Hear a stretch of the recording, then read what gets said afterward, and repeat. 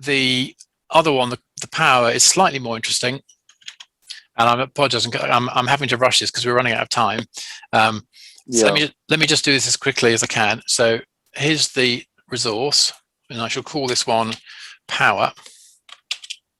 Now this is a funny one. I could talk for hours about this because what we're actually paying for is energy by the kilowatt hour, but no one ever writes energy. People always write power for this. So it's terminologically, you have to concentrate a bit to make sure you're doing the right thing.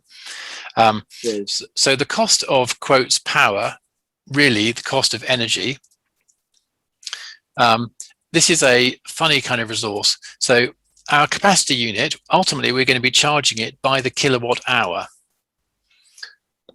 And if you think about it, that's a strange unit because unlike everything else we've done, which is persistent equipment, persistent space, it's the cost of something where you pay per month or per year for something which is always there.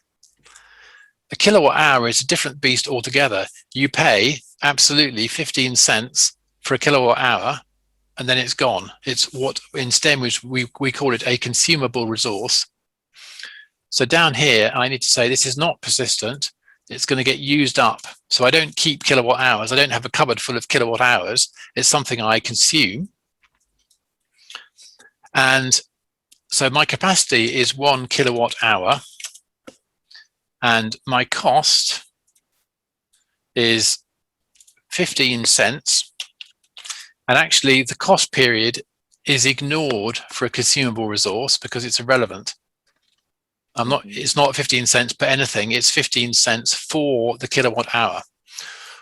What matters is how I'm going to drive this. And unfortunately, this is slightly confusing because what I most conveniently want to say is my equipment has a power requirement, and I somehow want to be able to connect my power requirement in, if you like, energy per second into a consumable energy resource. And the good news is that we make this very easy for you. So down here under consumable, we're going to do a little trick where we're going to say, okay, my resource is consumable, it gets used up, it's a different kind of thing, but I know that I don't really want to pass that complexity on to anyone else. So we're going to say that this resource has a built-in time factor where it has an associated capacity period of an hour. I don't have time to talk you through the maths, but just trust me. Yeah, I'm okay. So basically, this allows me to say that for the thing that drives this, I'm going to be able to drive this with a kilowatt output, and the resource will take care of working out how many hours there are in a year. And if you think about it, STEM can also run in quarters or months, and it knows how many hours there are going to be if it's a whole year, or if it's a quarter, or if it's the month. It can do that bit for us. So I'll put that bit over here. So we're saying it's 1 kilowatt and its capacity period is an hour. That's basically how long it lasts.